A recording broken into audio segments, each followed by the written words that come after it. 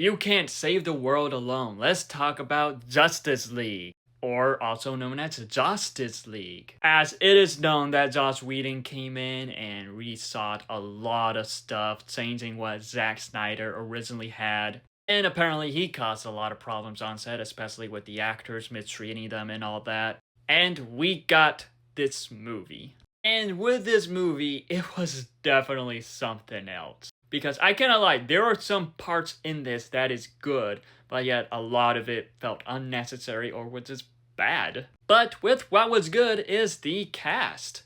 We do get more Ben Affleck's Batman in this, and there were literally parts where you could tell Ben Affleck did not want to be there.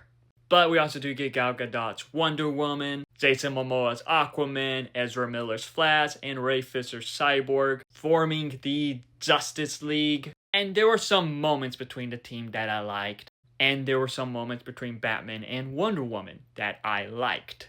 And also there were some cool dynamics between Flash and Cyborg. And I do gotta say Aquaman was funny. Also with this film, not pictured on the poster, but we did get Henry Cavill back as Superman with a CGI mouth, because he had this super cool mustache for Mission Impossible that Paramount would not let him shave off. So they had to CGI'd his mouth in this movie to remove the mustache.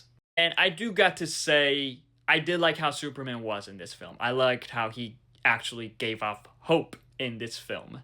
And I will admit, this film does have some cool action, does have some cool moments. And the music in this was probably the best part of the film. But with how this film is, it is messy. Like, it does feel like some of the humor in this is forced in, especially with Batman at times. Like, I'm sorry, but we don't need a funny Batman in this. And you can just tell that Ben Affleck wasn't interested in some of these scenes. And this was said to be one of the most expensive films ever, which I am pretty sure most of that went into the reshoots that happened. Because these special effects in this was pretty terrible. With how the antagonist, Steppenwolf, looked was pretty bad.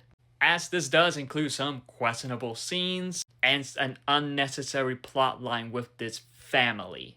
And it is just crazy because Justice League had a lot of potential. There was a lot of hype. Especially like a lot of hype right after Wonder Woman. Because that made many think that, oh, the DCEU is going into the right direction. And this was the film that was supposed to prove that it was going in the right direction, which unfortunately, it failed.